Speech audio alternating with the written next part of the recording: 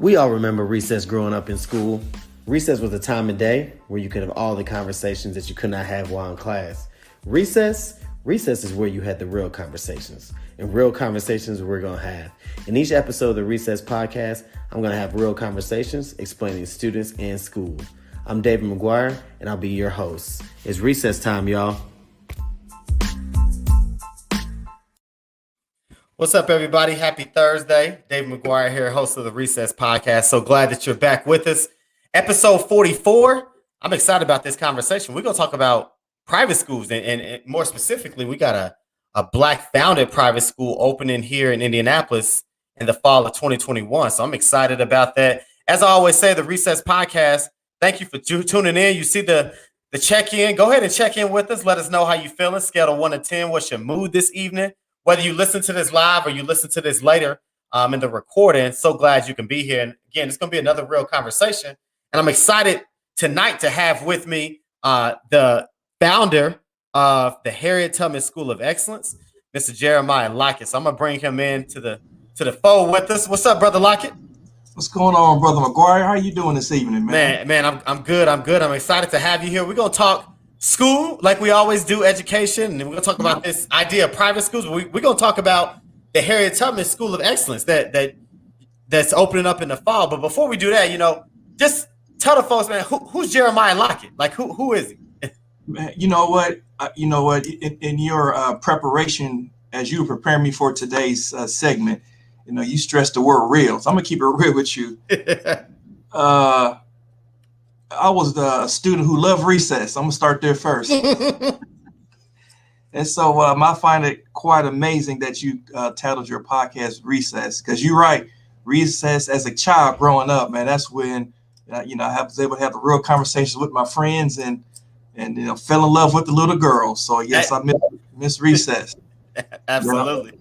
Yeah, but, on a serious note, as I tell people, as I'm sharing my journey and how I got this far, be honest with you, man, I was just a poor Black boy who was born in Gary, Indiana, who just had some amazing experiences, as I grew older and worked in my professional life. Just had some amazing experiences that, quite frankly, if it wasn't for education, I would not have had this experience to. For example, several years ago, I had a chance to speak in the Georgia Dome in front of an audience of over 10,000 people. And in the front row was some of the heavy hitters of Atlanta, Ambassador Andrew Young, Congressman Lewis, Mayor Shirley Franklin. Those are the people who I had an opportunity to speak in front of. But once again, just kind of reiterating the importance of education. And so when I talk to young people, I'm always stressing how education can take a young person far if they really allow it to. I love that. So again, you your education, it took you far, and now you're in this space now, right? As you're about to open up a school, found a school, next year. But before we do that, just tell the folks, what was the journey, right? You talked about being born and raised in Gary, talk about the love of recess, right? But what was the educational journey? So after high school, after college, what was your educational journey that led you to this point to be a founder of a school? Yep. So after I, graduated undergrad, like most of us, I'm gonna make a broad assumption here. I was chasing the money. And so I entered into corporate America. And so, I've done a whole lot of stuff, investment sales, banking, was a branch manager for a bank, was managing a bank during Y2K. So I had to deal with that whole fiasco. Did real estate, was a mortgage broker, you name it, anything I did to generate, the biggest bang for my career buck, I tried to do. And it was back in 2000 and maybe 3, I believe, I just say, what, this is not working for me. Just chasing this corporate dollar wasn't part of my DNA structure. So I ended up leaving corporate America and entering to the nonprofit sector. And then at that moment, I went back to school and to get a master's in urban ministry studies at Martin University. And it was there I met Dr. Thomas Brown, who became my mentor. And for those who don't know Dr. Thomas Brown, he is the son of Andrew J. Brown, the great civil rights activist here in Indianapolis. And so Dr. Brown taught me everything I know about community engagement, social activism. And that's where I learned a lot of my grassroots efforts from. And then from there, I got really involved in the nonprofit community. Became an executive director of a nonprofit, became a fundraising manager for a nonprofit. I started consulting with a lot of nonprofits to help them get started. And after I did that for about 10 plus years, I reached a point in my career. I was like, you know what? It's time for me to make another leap, make another broader impact. And during that time frame, I had always been working with youth. I worked in Faith and Fathers, where I would go out to the boys' prison and mentor the young men there. I was program director for Project Shout. This was a program that the Black Expo had sponsored to teach young people about anti-tobacco strategies and not to get involved with smoking and all that good stuff.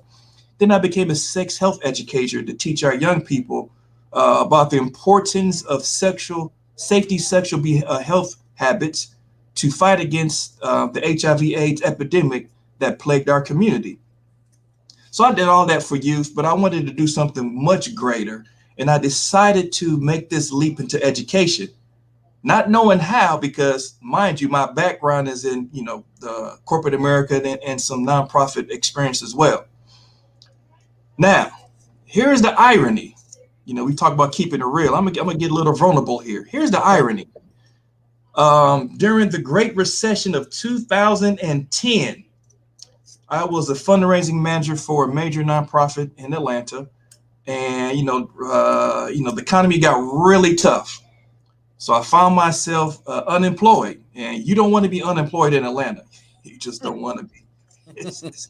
It's number one. Atlanta is highly competitive. Yep. It's overpopulated, number one. So you just imagine that everyone who was looking for a job, couldn't find one, and so needless to say, had to come back home to Indianapolis, and I found myself being homeless by the definition of homeless. In other words, we had to live with another family member for an extended period of time until we were able to, make things work on our own. But needless to say, my entry into education, this is such a ironic story. Here I am attending my daughter's first or second grade after school program. And as I'm walking up to John Strange Elementary, I run into an old friend, Mr. Roy Dobbs. Oh yeah, I know Brother Dobbs. Yeah, that's right. So Brother Dobbs and I, we hadn't spoken with each other such a long time, and I just shared with him, my interest in education. And so a few weeks later, he presented me with an opportunity to work for Pike Township. And so I met with Dr. Smith, who was a superintendent at the time. And I interviewed for a position with Pike Township, and I started as an instructional assistant at Lincoln Middle School. Oh, yeah. And I tell you, that was probably one of the best jobs I had. Even though it was instructional assistant, I was being paid, beneath my abilities, but I did not complain. I performed the job to fidelity. I love what I was doing. I was like, man, this is just a great, great avenue for me to be in. And that kind of started my journey into education. From there, I became a math teacher. Like that next year, I became a math teacher. So it started as an IA. Now I became a math teacher. I also coached girls basketball when I was at Lincoln. So, I was in Pike for about 4 or 5 years, and I just had a great experience while I was there. Thanks to Mr. Dobbs and Dr. Smith, that kind of opened my eyes on what my career would look like moving forward. After I graduated from Marion with another master's in education, and I got a contact from, escapes. Anyway, I got an opportunity to work at Tindley. Mm-hmm. And I was a little intimidated because of the success, not because of the workload. Right. I know sometimes Tindley had a bad rep on, how they would burn out teachers, but that's not why I was intimidated. I was intimidated because it was a school of excellence. Mm-hmm. Like I was working at Tilly during its heyday. And so I had an opportunity to work with Mr. Jones, Patrick Jones, who was the principal at Tinley Preparatory Academy. And so, my first meeting with Mr. Jones opened my eyes even more about the impact of education, especially as it relates to children of color, kids that look like you and I, David. Uh-huh. And, Tinley Prep was an A school, for several years. Even when I was there, it was an A school. And I just saw some amazing things happen with our young Black boys as it relates to education.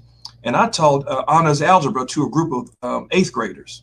And, once again, I was always taken back on how those young men performed in the classroom.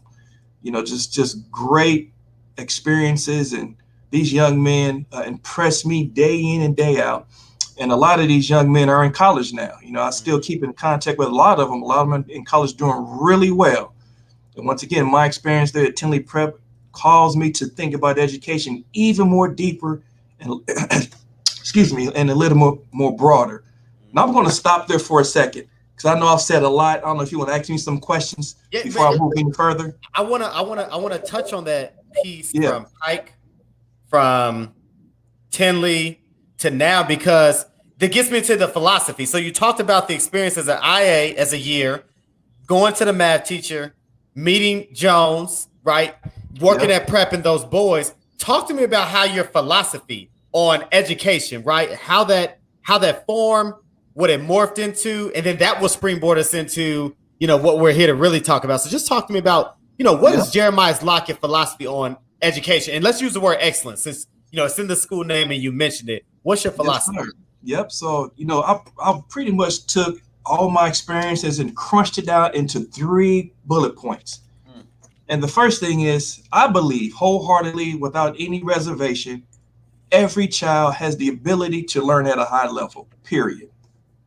Drop the mic. Like, I don't believe in excuses. I've just seen in my journey, just students who schools have, put to the side and put labels on and, put in the ISS. And my experience has been, you give me those children and I can prove to you that they can learn at a high level, period. That's been my experience. The second thing is that I believe that every child needs to be affirmed for who they will become. And I think a lot of times we should, as educators, we need to speak life into our young people. Case in point, there was one young man who, when I was at Tinley Prep, I would call him Doctor. I would preface his last name with Doctor first, so Dr. Scott. And so just about a few months ago, I was at a basketball game and he approached, it was a high school basketball game. He came up to me and we had on masks. So I really didn't recognize him. I said, hey man, you got to tell me your name. You got on the mask. You just walking up on me. He goes, man, this is Ariel. I said, okay, what's going on, Ariel? How you doing? So we catch up and come to find out he's attending IU and he's studying neurology. To be a doctor. Thank you. That's my point. To be a doctor. So that's my second bullet point. Every child needs to be affirmed for who they will become. And then my final bullet point philosophy is every child needs a champion, someone to believe in them. Period. Drop the mic. That's it, man. And we just got to believe in our young people unconditionally. That's it. Man, and my role as as dean and assistant principal, and a lot of times I would get students who would come to the office and for whatever reason, referrals, and I don't know, but my children never walked away from me not knowing that I didn't believe in them. Even in their most darkest moment, they knew that Mr. Lockett believed in them and in what they could become. I love that. So we got every child can learn at a high level. Affirm every child for who they will become, and every child needs a champion. That's right. Someone to believe in them. That's right. The philosophies of excellent. I love that. So, Lockett. So, we know who Jeremiah Lockett is. We hear your journey. We know your philosophies. Let's talk about again. Why we're here this evening. So, coming in the fall of 2021, you guys see it on there. the Harriet Tubman School of Excellence. Before we get to the school, let's just talk about the namesake, right? Yep. Harriet Tubman. You know, many of us, some know, some don't know. Why Harriet Tubman? Why the name? And our good friend Nico Gilbert put a question up there, so let's go twofold. So why Harriet Tubman, right? And then talk about what makes Harriet Tubman different from any other school. And that's the piece in the title that a lot of people have been interested to hear because they saw the word private. So first, why Harriet Tubman? Yep. So, part of, as I was trying to develop a concept for the school. Now, mind you, I've been really working on this idea of a school several years ago. And in terms of developing the blueprint and the beginning stages of it, I'm sitting there thinking, man, I need to come up with a concept that stands out, that people can resonate with and connect with. And so, to be honest with you, David, the original name I came up with was the name of an African tribe that took education as the core part of this tribe's success. Now, mind you, even though the name would have stood out and created a lot of attraction and questioning, I don't think no one really resonated with it because one, it would have been hard to pronounce. The number two, I think, would have been more of a detractor than an attractor. But needless to say, I was watching a presentation from an educator, and they were talking about the 13th Amendment. And in the 13th Amendment, they were referencing how even though it abolished slavery, slavery is still allowed if a person is charged of a federal crime. I'm thinking, dang, that's crazy. Then I was introduced to the private industrial complex, so the PIC. And I'm sitting there thinking, man, this is nuts. This is nuts that slavery still exists today, but it's done through the prisons, the prison system. And you and I both know that, and this has always been a sore topic in education, that prisons tend to expand their beds based on literacy scores of our young people. I think as early as third grade. Yes, indeed. Man, so I'm starting thinking, man, you know what? So the name Harriet Tubman just kind of came to me. Because if you think about what Harriet Tubman stood for back in the mid-1800s, 1860s, where she was this person that represented liberation from enslavement and courage from enslavement and determination for freedom, Harriet Tubman, to me, still represents the same thing today as relates to education. Because we know education really is the road that if one travels will take you away from this trap of the juvenile justice system, which then leads to the prison system. They get you as early as they can through the juvenile system, but our job as educators is to take our young people to ensure they're not even caught up in the system. And I worked in that environment before, where children would have records as early as 9 years old. They're in the system as early as 9 years old, and as soon as they are tagged, they will always have that record. And our job as educators to ensure that our young people do not have that, get caught up in the trappings of the juvenile justice system. So that the name Harriet Tubman came to me as that reason. So tell us, it's in the show title, and so just so folks can understand. So the Harriet Tubman School of Excellence is opening in the fall of 2021, fifth grade. So, now enrolling fifth grade for sure. Want to make sure I pub that. It's a private school. So the folks that don't understand, right, when they hear the word private school, what does that mean? Kind of like debunk that myth that maybe have people nervous or angst about what is a private school? How is it different, and how is it not different from a school? Like, just walk the folks through that piece a little bit. I would say, you know what, David, I don't know what the myth is, so I don't know if I can debunk a myth, but I can say that first and foremost, there should be more private schools out there. I'm gonna say that first, especially those that are private schools that are intended to serve our Black and brown children. I'm gonna start with that. But the difference between, you got public schools, then you have charter schools, then you have private schools. And really the major difference is, in a public school, typically it's a government agency where, the school boards run for the office to kind of govern, how that school runs. And then, of course, private charter schools are public schools, but managed by private boards. Well, in a private school, and let me clarify this, we're an independent private school. And the reason I have to say that is because most private schools are connected to some church affiliate or religious affiliation. So you got your Catholic schools, which are private. You have some private schools that belong to a denomination, like the Lutheran faith or the Seventh-day Adventist faith. And then we're independent in that we don't belong to any religious denomination or church affiliation. Now, what makes us private is that there is no, political or government influence in what we do. And I wanted that, I did that intentional because we are faith-based. And I do believe, once again, without any hesitation or mental reservation, that our children need to have some exposure to religious elements, to say the least. We're not a religious school where academics is what we do, but we do have the freedom and flexibility to integrate our Christian tenets and values in our school culture and curriculum. And it's important that we have the freedom to do that, because in our community, church is ingrained in what we do. In the Black community, like that's just what we know. We know church. And so, I don't want to be up in the corner somewhere,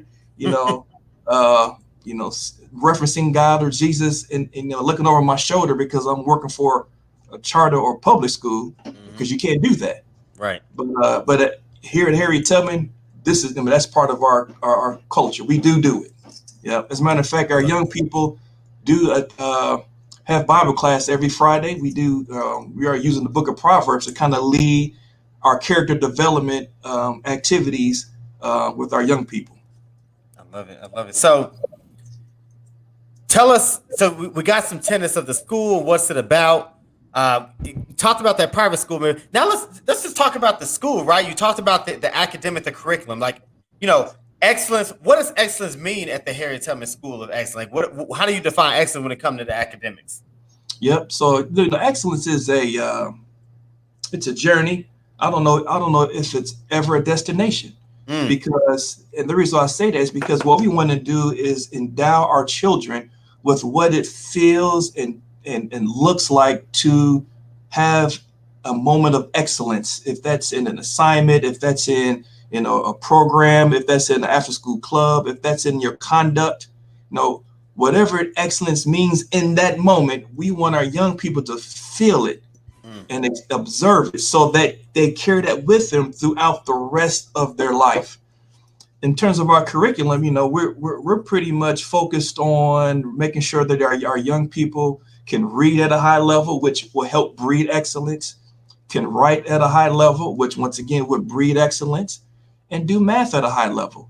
We selected the Great Minds curriculum as our curriculum of choice, which is really robust and rigorous. It's going to really challenge our young people. And it's important that they get challenged at an early age because, this is, as I'll talk to other educators, this is a question I'm going to pose to you, David, and maybe those in the audience who are educators as well. What's the purpose of education? Let's say, grades K through 12 before we even get to college. What's the purpose of education? It should be have a purpose of liberation. It should be a purpose to prepare individuals to be good citizens in the world, right? And be able to have an opportunity to be independently, think independently, act independently, operate independently, right? That should be the focus. Like, it should teach students, give students the ability to think independently and critically, right? Like, not be confined to those things, right? That's where I see education. You said it. Yeah. Read, write, compute math in a way that help you be independent. And all of that and above, I'm gonna add one more to that. I'm gonna tie it up into something. I'm gonna take everything you said and tie it up into one statement. is to ensure that our young people are gainfully employed. There you go. What I mean by gainfully employed, I mean that our young people, here's the thing, when they finish, if they decide to go through a 2-year certification or trade or go to the military, even go to college to pursue something greater, at the end of the day, they're going to enter into what's called a job market or a labor market. And whenever you hear the word market, that means supply and demand and competition. So that means our young people got to have the skills in order to be competitive enough to pursue the job opportunities that yield the good salaries, so they can have a comfortable life. When we're not preparing our young people to be gainfully employed, we're doing them a disservice because they don't have the skills necessary to be competitive in the job market. And when we're not doing our job as educators, we should look ourselves in the mirror and really feel ashamed of what we're not doing. We're repeating, we are complicit in repeating the cycle of poverty when we're not helping our young people get out of it. Yeah. I think that's part of the frustration with the current K-12 situation, right? Like, all it's doing is either driving kids, our young Black and brown kids, particularly Black kids, into the grave or into the prison, right? We talk about the school to prison pipeline. We don't talk about the school to grave pipeline. Kids ain't even going to prison. I mean, we're driving kids to the grave because it's not doing those things you mentioned. It's not teaching kids how to read at a high level, write at a high level, compute math at a high level in order for them to be gainfully employed. So when they're not gainfully employed and they are an adult and they're out of the K-12 system, they have no other option but to commit, right, crimes because they don't have an option. And so when you think about that, right, why is Indianapolis? And like you said, you're from here, you live here now. You've seen the news. You've seen the crime rates. It seems like every other weekend or week, there's been multiple shootings and multiple deaths. Why do you feel right now? And just everything we've seen with, I-Learn scores and how COVID impacted. Why is now the right time for Indianapolis to have a school like the Harriet Tubman School of Excellence? Why is the timing? Right. Yep. Why is the timing good now? Yeah. Well, I would say that, not now, when, right? And it's one of these situations where we're actually behind time, to be honest with you. When we talk about timing, we're actually behind the 8 ball because so many lives are at stake here. And if we don't do anything, that's why I said earlier, there should be more private schools. I like to call them micro schools. So schools that are specific to a community. And, we wanted to be in a community where there was access to no school, or if there was a school there, it was low performing. And so we purposely placed ourselves in the Devington community, because I don't know if there's any schools in Devington, that maybe Arlington down the street. But other than that, that's it. There are no schools in that community. And so the timing is like now, like if we don't do our part, we are dropping the ball. Absolutely. So you mentioned it. You guys are in the Devington community. So for folks that are from Indianapolis and may not be familiar with the Devington community, where's that located? East side, northeast, west side? Like where in Indianapolis is Devington and where the Harriet Tubman School is going to be at? We're on the east side. So we are, for the first year, Zion Hope Church has allowed us to use their campus for our first year. So Zion Hope is off of 46, on the corner of 46 and Arlington at 5950 East 46th Street. And so we'll be there for the first year. Years ago, Zion Hope used to have a Christian school there. So the bones are there. Like they have the space for a school that was already there. It was just underutilized. And so I thought, what a perfect marriage. They had the space, we had the need, and so we was able to make something work. Now, as we outgrow Zion Hope, like I said, our goal is to stay in Devington. There's a few community assets that we're looking at that would allow us to, remain in that community as we grow over the next couple of years. Good. And so you guys are starting this year in 5th grade. That's correct. Can you talk to the folks, what grades are you plan on going up to? Why starting at 5th grade? Like, talk to us about that, like the rationale behind, why 5th grade? Why start there, and where are you guys going eventually? Yep. So grades 5 through 8. And ultimately, that's what we're going to end up having. My experience is in middle school. That's all I know is middle school. Grades 6 through 8. I wanted to drop one grade lower, 5th grade, to get them a little bit sooner and prepare them for what the middle school demands require to be a successful middle school student. And so we are committed to ensuring that all of our students for the first 2 years, grades 5 and 6, are on or above grade level by the time they complete 6th grade with us. And I think that's important because as they enter into 7th and 8th grade, the curriculum offerings and what we want to provide for them, the level of rigor and advancement that we want to give them at the 7th and 8th grade level is only going to propel them when they get to high school. And so I tell parents, I need 4 years with your child. If you give me 4 years with your child, I can guarantee you they'll be doing something extremely amazing when they finish 8th grade with us. But we need 4 years to make it work, because we know with COVID coming in, the last year or so, that was a huge disruptor.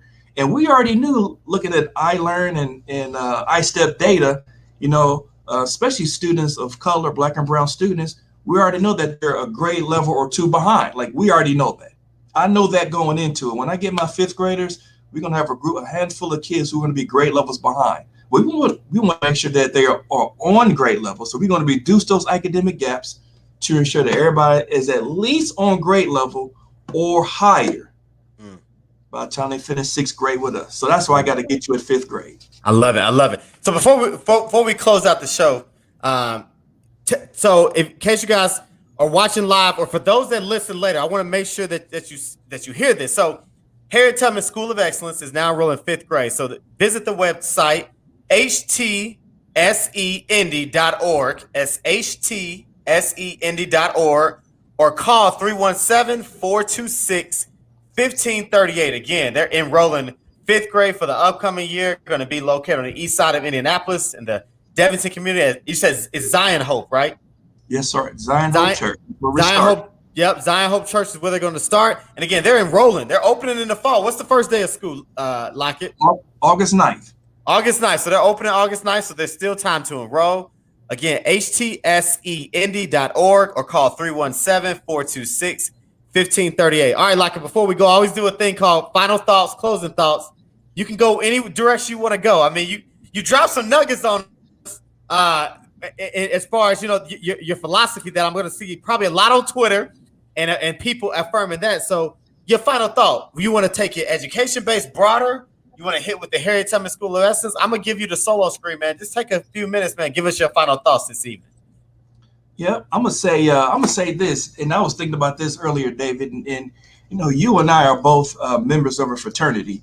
Yes, sir. Mm-hmm. And what we are lacking are visionaries. And if I can encourage anyone who's listening, I've taken a huge risk to start this school, but because I had a vision, I've decided to just throw all the chips in and make it work. However the chips fall, let them fall where they be. But this is because I had a vision. And if you look at all of our historical figures, especially in the African American community, who has trailblazed on our behalf so that we can do what we're doing today, David, it is because they had visions. They're visionaries.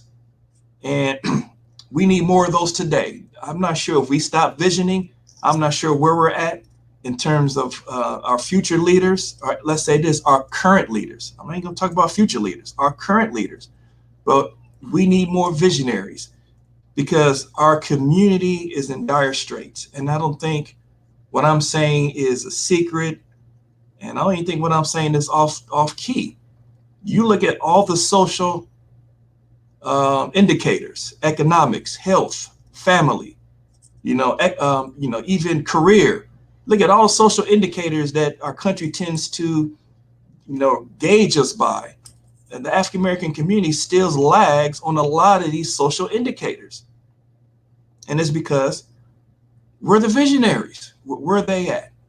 And so all I'm asking is that I need someone to envision things with me and then take the risk to make that vision come true. And, I know, David, you doing your part with your podcast, and even this required some sense of a vision from you and some risk and some, and some challenge.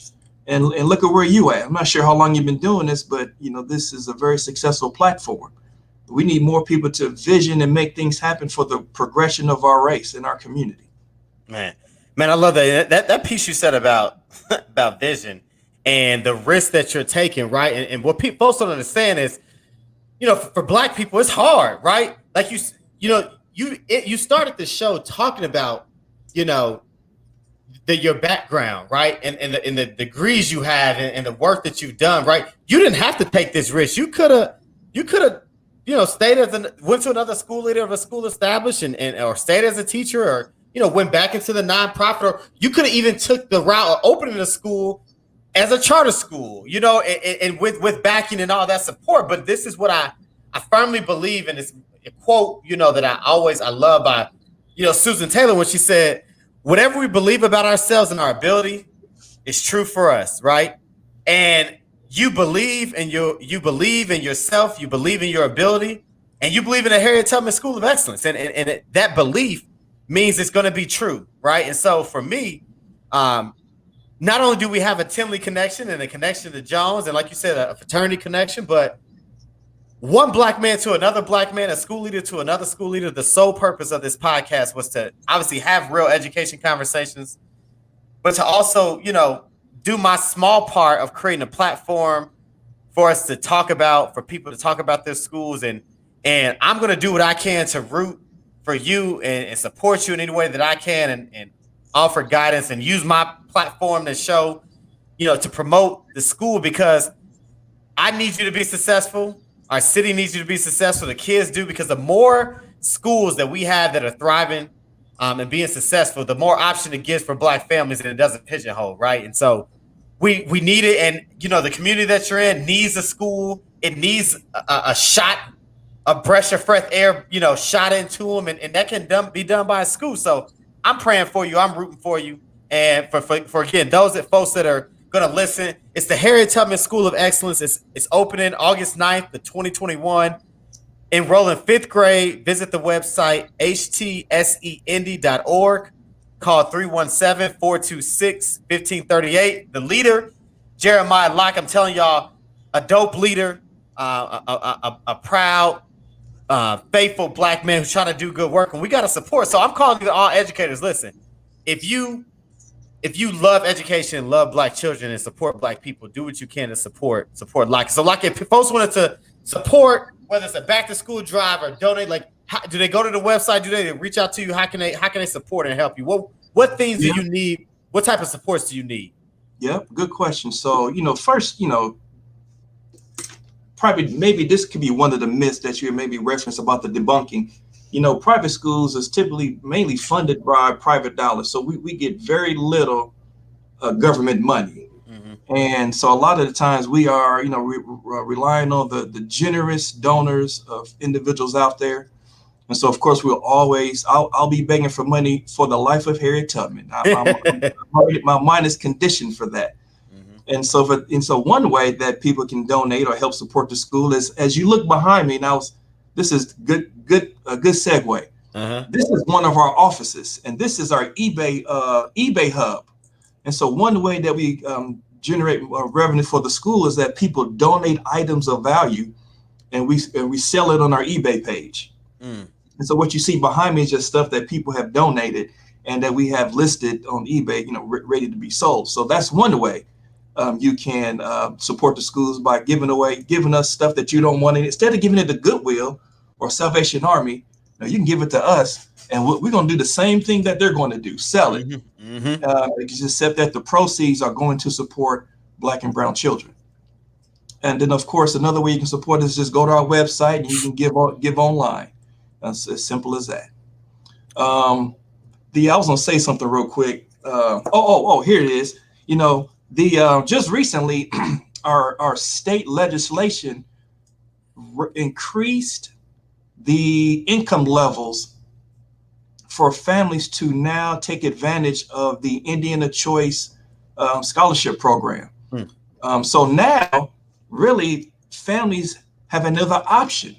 They've made private school extremely affordable. So it doesn't matter if you're going to TARD or Park Tutor. Now they got it to where if pretty much anyone qualifies now to take their dollars and take it to a private school. And so that's we are accredited. Let me say that too. We are accredited.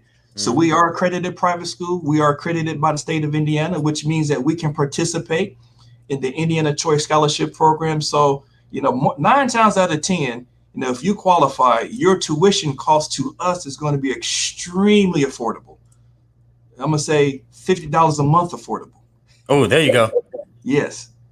Yep. And a worthwhile investment to give your child a springboard into life and a springboard into what you said, gainful employment. So again, make sure y'all support Harriet Tubman School of Excellence, enroll in 5th grade. Visit the website, htsend.org, or call 317-426-1538. Visit, like I said, check out the eBay page.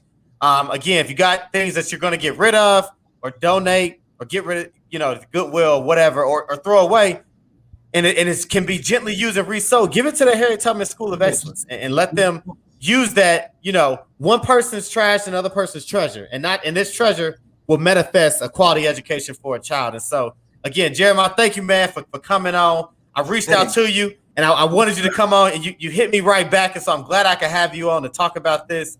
And like I said, whatever you need from me, I'll make sure I do that. But, as I always say, I close out every show, it's the Recess Podcast where we have real education conversations, explaining students in school. And the model's the same: create the platform, control the conversation, change the culture. I'll be back next week.